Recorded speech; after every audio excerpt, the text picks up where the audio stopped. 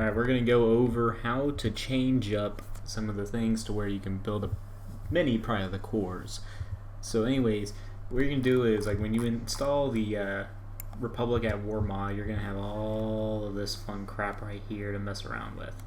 So the easiest way to find the units that you want, they kind of made it nice. So they had it to where you have units, then space CIS, and if you go down, you'll see Republic. Now, the pride of the core is called the Mandador, and that's the way I pronounce it. But anyways, what you're going to do is you're going to open it with Notepad. So anyways, you're going to have like a lot of this nonsense right here that you're going to have to go through. Anyways, one of the things is that you want to mess around with is like just different settings, like whatever makes it to what you enjoy. So let's say this. So there's FOW reveal, which means fog of war.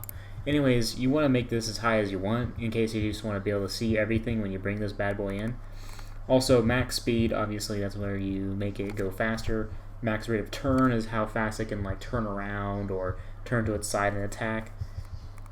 Also, max hyperspace speed, you'll notice that certain ships can go faster than others. If I set this to like 55 or so, then this thing will almost get to any planet in an instant. Also, there's different things you can mess around with. Do you want to wait until you get the tech level 5 or 4 to build it? Well, you don't have to do that. You can build it, you can make it to where it's 1. So if I do this, that means that as soon as I start the game, I can pretty much build a Mandador as long as I have the right starbase level. Now, starbase is where you build your ships at in space. So if I make that into a 1, that means like the beginning space starbase can actually build something. Also, one of the things is that the big thing that everyone wants to know is that you have to build the Mandador, but you can only build 1. So the easiest way to do that is just delete this. So then now there's no required planet to build the ship on. And also there's no tech, the tech level is only 1, so by the beginning you already have it, and you can pretty much build any starbase easily. So from the very beginning you already have what it has, to build what you need. Also down here, there's shield refresh rate. The higher the number, the slower the shield regenerates, but the lower the rate, like let's say if I made it to 2, the shields will build up much more quickly. Also, energy refresh rate, that's basically how fast your ship shoots. So if I put this to 2, then that means that the Mandador will shoot pretty freaking fast. Surface bombardment capable, you want to put this as yes, because that'd be, if you're doing a campaign, you're trying to take over the ground, and you have your your ship over the planet, you can call in a bombing run, which I gotta say is pretty fun to do. Also, you can mess around with the building costs and make it to where it's a lot cheaper. I believe in the vanilla it's about 50,000 or maybe 10,000. Don't quote me on that, but yeah, something along those lines. But I made it way cheaper because, like I said, it was probably my 3rd galactic conquest, so I wanted to make it go easier or just more fast.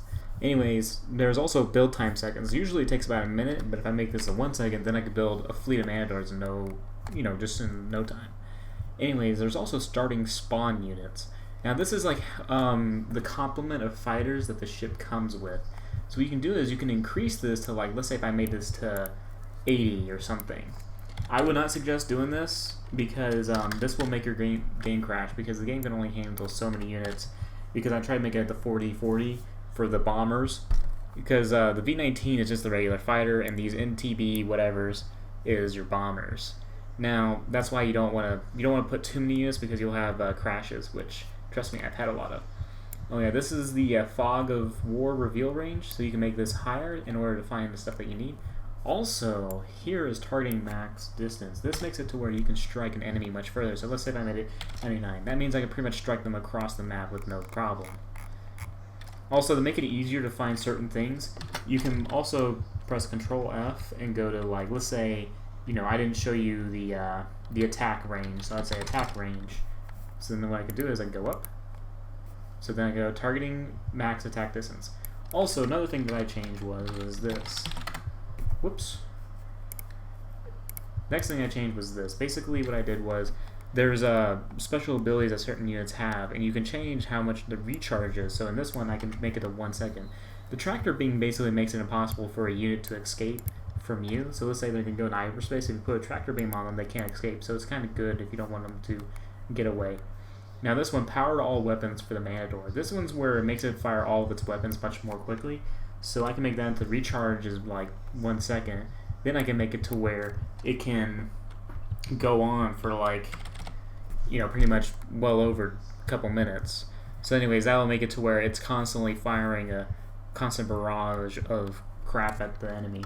Also, what you can do is you can change the limit for when there's a multiplayer game. So like I said, this one, it says build limit for all allies. Make it 99. I just put it 99. You could put it like way more, but like I said, I would only suggest using about 3 at a time because it gets really hectic. So that you can change how much you can build. You can make it to where it's 1 or 5. You can limit to what you want to do.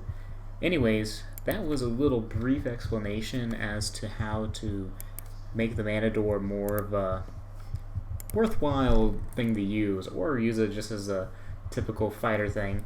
Also, the same thing goes or applies to all these other things. You can change all the things that are small about them. You can change how much shield points they have. You can change how much health they have, how much attack power they have.